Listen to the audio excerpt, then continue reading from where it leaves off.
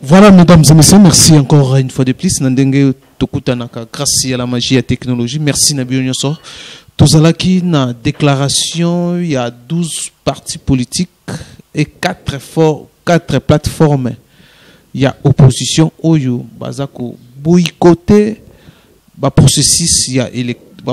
électoral, il y a beaucoup d'ambition. En tout cas, commentaire, il y a aussi les athées Bolanda.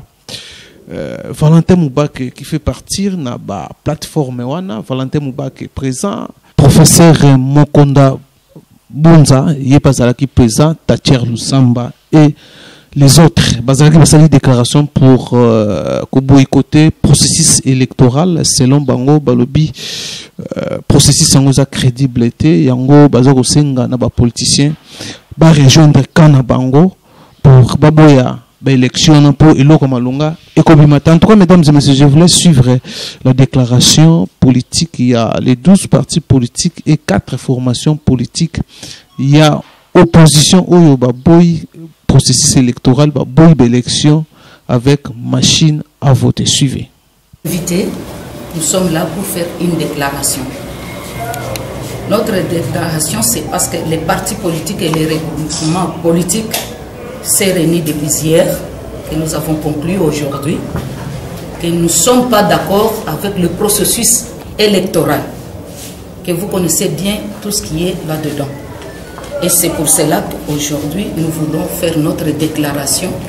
et vous saurez la contenu de cette déclaration tout de suite là et que je donne la parole à M. Jean-Louis, qui est notre rapporteur, de vous lire ça. Merci. Déclaration politique. Nous, leaders des partis et regroupements politiques, réunis à Kinshasa le mardi 14 août 2018 pour évaluer le processus électoral, une exigence constitutionnelle dont l'objectif principal est de permettre aux Congolais de se doter des dirigeants de leur choix, avons constaté ce qui suit. 1. Au regard de l'échéance électorale de 2011, l'article 71 de la Constitution de la République a été modifié par la suppression du second tour de l'élection présidentielle. En décembre 2017, une loi électorale unique et scélérate a introduit 2 facteurs discriminants, à savoir le seuil de représentativité de 1% et la majoration du montant de la caution aggravée par son application non plus sur la liste de partis et regroupements politiques, mais sur des candidats pris individuellement. Tous ces faits n'ont eu comme résultat que de réduire la transparence du processus électoral et de créer des complications pour le peuple d'opérer un choix judicieux de ses dirigeants. Ces faits viennent d'être exacerbés par l'exclusion des Congolais vivant à l'étranger qui, pourtant, à en croire les statistiques, contribuent significativement chaque année à la survie socio-économique de notre pays par les transferts financiers considérables. 2. En outre, la CENI impose aux Congolais un vote électronique, machine à voter, en violation de la loi électorale et du calendrier électoral, en dépit de nombreux avis contraires formulés par la communauté internationale. Le législateur a voulu que la CENI soit une institution d'appui à la démocratie, jouissant d'une indépendance vis-à-vis des acteurs politiques. L'accord de la Saint-Sylvestre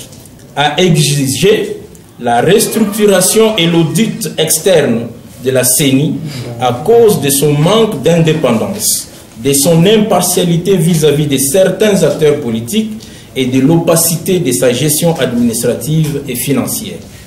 3. Par ailleurs, le même accord du 31 décembre 2006 a décidé des mesures de décrispation politique en faveur des prisonniers politiques et d'opinion, notamment messieurs Eugène Domindongala, Jean-Claude Mouyambou, Franck Diongo, etc., ainsi que des activistes de mouvements citoyens contraints à l'exil. Face à ces réalités, sans nous dérober devant le peuple,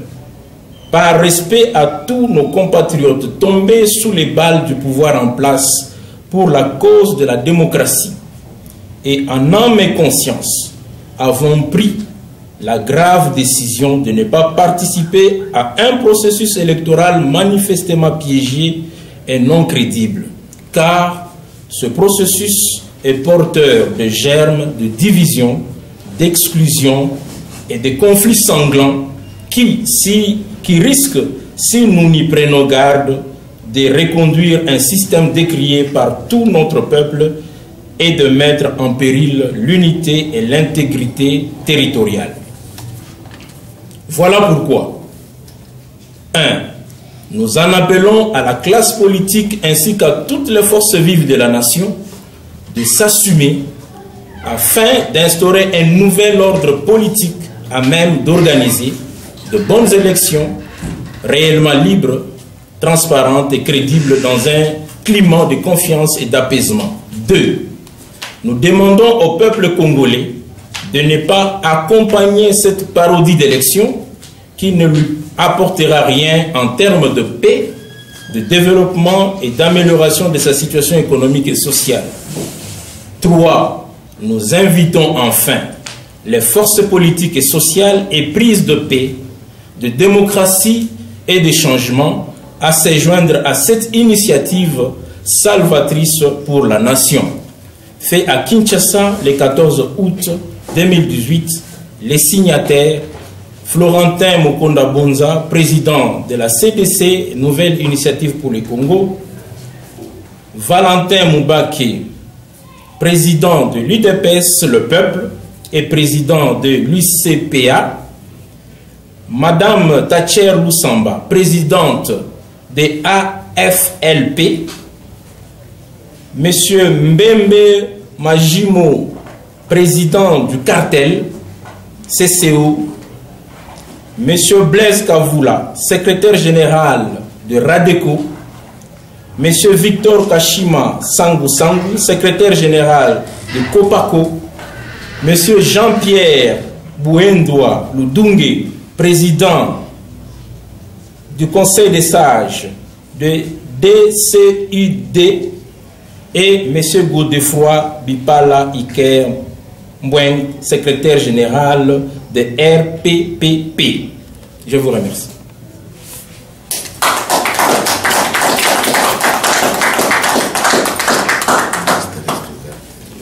Batie moi kokoso na nzela po ete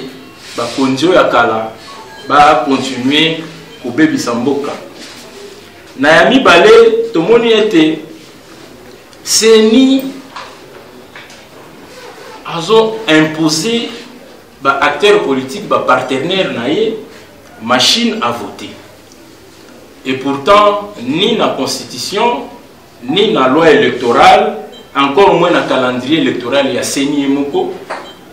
nulle part à l'obéli makambo machine à voter. Yango biso to téléméli machine à voter. Pourtant na parlement bato bakumaki makambo ya loi électorale talaki ete CENI esengelaki ezala institution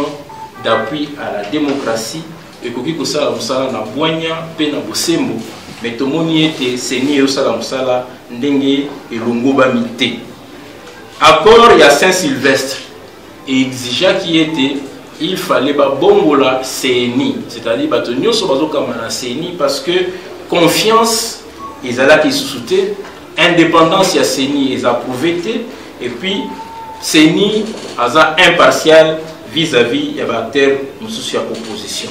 Et puis tout moni était CENI ndenge azo gérer administration na et puis na mbongo oyo peuple congolais azo tia na maboko na ye eza mwambilinga milinga. Et yango tout moni que accord il y a 31 décembre 2016 et le bas qui était bameka au bongisa climat politique ou babengi na lopoto décrispation politique en faveur ya baninga biso prisonniers, les lots, notamment Eugène Domindonga, la Nabaninga Nae, na Kati, ya Boloko, et puis Baninga Moussou, activiste, il y a un mouvement citoyen au Bazali de l'eau na exil. Na Makambonyo Sotomoni Wana, au lobby était, Biso, groupe Omoni, il y a Bakambi, il y a parti politique, lobby Bakoki Tinda, peuple congolais, na processus oyo, pour toujours Kanisa. Baoyo bawapo na mboka bawapo na processus électoral oyo mbula matadi ya mboka beta masasi biso nyonso tomona ba jeune ba maman na ba église même bato bakufa tolobi ete tokoki kotinda bana ya Congo na bozoba ya élection ya boye. Voilà pourquoi tozui décision misato décision ya liboso tozo benga ba classe ba politique nyonso pour que baya basangana na biso pour to meka otia mbongama na kati ya ekolo pour que otozo benga na français nouvel ordre institutionnel et politique institutionnelle et salema na kati ya mboka. C'est ce nouvel ordre politique de vous permettre que tout ça la ponami na kimia na bosolo et puis en un mot ba lobby na lopoto dans toute transparence. Yami Balé, tout saigner le peuple congolais à soutenir le processus OET. Parce que tout bien on a le poteau et la parodie d'élection et comme même makele na mboka pour biso tozo bunda pour que lo biso to sali maponami kimia développement et puis amélioration des conditions de vie au babengi na longa na lingala na biso bakinoa social et la population et bonga. Et enfin, toutes les forces politiques et sociales, bato babundela makambo ekolo, batalaki, Congo na biso, soki toke na élection ya boye, en tout cas biso mongo to regretter, yango isengeli to telema, baya balanda biso place tozali, to bando kuta na place oyo, mais en attendant na limite na kitambo tokopesa ba coordonnées pour na koyeba ndenge nini to sala baya va continuer ba pour na ko signer déclaration politique et ça ouverte à toutes les forces politiques, tous les Congolais, tous les mouvements citoyens, toutes les associations, la confession nyonso, syndicats baya parce que eza makambo mabele mboka na biso oyo batike la biso et pas ba koko ba bunda pour na indépendance tokoki ko perdre yango te. Merci. Yango esigname na Florentin Mokonda Bonza, Valentin Moubake, na ba maman baninga. Accent.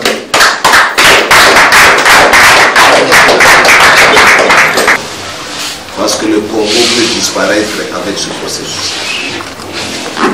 Et personne ne veut qu'il ressemble à disparition.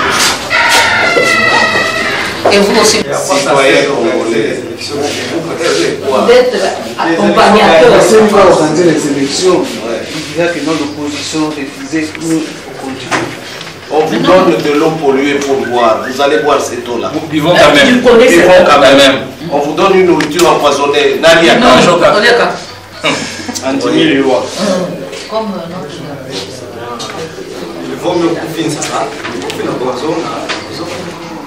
mapona miezali nini tina ya mapona miezali occasion bazali kopesa baimboka po bapona bakambi oyo bakopesa bango avenir na bango na maboko destiné na bango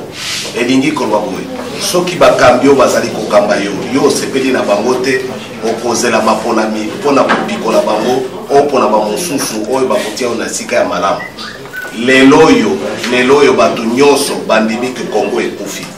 bana classe ba diplôme za kotula ndako oyo bazali kosala misala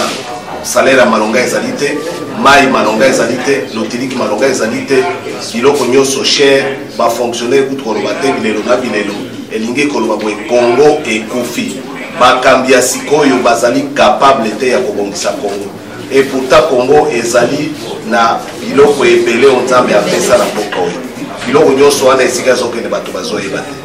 yango wana soki maponami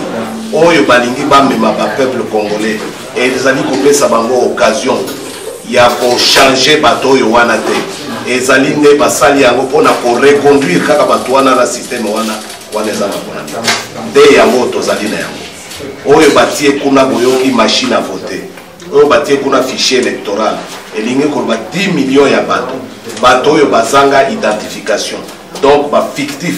esika bango moko bakende kopuise o banomaka bato na bango au lieu ezala élection tokoni na biloko ya ndenge wana te mpo ekozala kaka reconduction ya bato oyo bakoma mboka ngai oyo congolais nakoki lisusu kondima moto oyo atianga na mpasi ya boye te il faut nazala na occasion ya kochange bato wana occasion wana système oyo ezopesa ngai oprononce na lopoto préalable oyebi sens ya préalable c'est-à-dire eloko moko ekosalama te soki yango nano esalami te préalable banda nano kosala eloko wana base contredire mpo ezali sous préalable te mpo nini préalable bakokisi yango nano te yo okoti motuna na kati loba nano bachange machine balongola yango loba bacorrige fichier électoral nde mo préalable na français mais yo kamati motuna okoti kuna na kati bakosio oza kobwaka ngulungulu ezali lokola balobi mai il faut ezala propre loba na régie des eaux sala biso mai ya propre opesi biso tomela mais mai wana ozofungola na robinet michopi ezobi okomela mai wana préalable ezali nini bapurifie nano mai wana avant omela mais soki omeli yango bapurifie te eza préalable esu te okei kufa pamba nde yango wana bango baza kosala batika komikosa te bakosa peuple congolais préalable elingi koloba longo na machine à voter bongisa fichier électoral libérer ba prisonniers politiques restructurer seni po seni eza iso indépendante te biloko nyonso wana iboke wana il faut esale l'opposition koloba te tozali ba congolais mais nini balinga Congo te po nini Congo eza na niveau omituna te Congo komengo nyonso nzambe apesa mais ba population baza pauvre po nini parce que ba congolais oyo balobaki médiocrité eliki biso toboyi kozala bamédiocre mpo tolingi Congo yango tolobi pasi ya Congo ezali pasi ya classe politique na ye yo omoni likambo ezali mabe mpo na mwa bata oyo kotia na poche na yo obosani Congo obandi kosala bisalela nde yango oyo soki bango nyonso bakangamaka esika moko balobi tokokotisa mitu na biso na eloko wana te bochange eloko boye élection ekozala te mais bango nyonso baweleli nini tuna bango baweleli nini bakei kuna bazolo eza mabe me bakei quand même mpona nini mpona bambongo oyo bazwaka na pouvoir en place oyo tobengaka fiche de paye soki alingi azonga nsima balakisi ya bitala yo olingi topiblie yango nalobi yango ngai komo na ngai kobima kuna te nalobi yango moto oyo ya pouvoir na tia oyo ya kotia te échange te yango oyo kaka moto oyo ya pouvoir oyo alobi na ngai nazwaka ta infra bimisango mpo nayebi bafilmaka bato kuna babimisango je leur lance un défi oyoki je leur lance un défi nani opoza koloba yango lokola ngai aza te oyo nyonso wana bakozonga nsima te mpo so balingi bazonga nsima bobitala ozwaka botoko bimisango nde ozonga bakomi lokola bataba oyo bakangi na singa bakende kokata kingo moya kozonga nsima eza te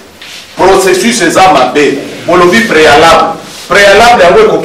ekokisami nano te bokei kuna bolingi Congo te nde biso tolobi na bango boye bazala na courage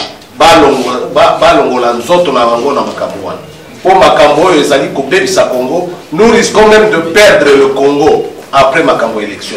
emoni ke yo miso na yo ezali contre moki orienté vers moki ozorienté yango vers Congo te donc vous êtes extraverti mayele na yo nyonso oyo balobaki na mokili mobimba ozomona te bomengo ya Congo na yo te élection ezali cadeau te olandi ngai élection ezali cadeau te oyo bazali kopesa bino ezali obligation yoka nano il faut koyeba ezali obligation constitutionnelle yo kobuka constitution te ezali cadeau te moto azali kopesa yo biso proposition na biso tozosenga sanza ekita te tolobi boye processus électoral il faut fichier électoral bosokolamo est-ce que ce n'est pas censé? Merci Nabinyo Sobouti Landa déclaration politique. Il y a 12 partis politiques et 4 plateformes. Baboui côté na bango d'élection, balobi bako participer te bazosenga surtout na bayi opposition oyo bakei babima baboyikote par rapport à transparence ezate respect aussi il y a corps il y a Saint-Sylvestre ezate. Voilà la raison pour laquelle basala qui déclaration commentaire à Rosa les merci na bien sobozo kilibako ya kolanda biso merci na Piscas Wanga oyo azala ki wana prochainement na numéro msusu bye bye.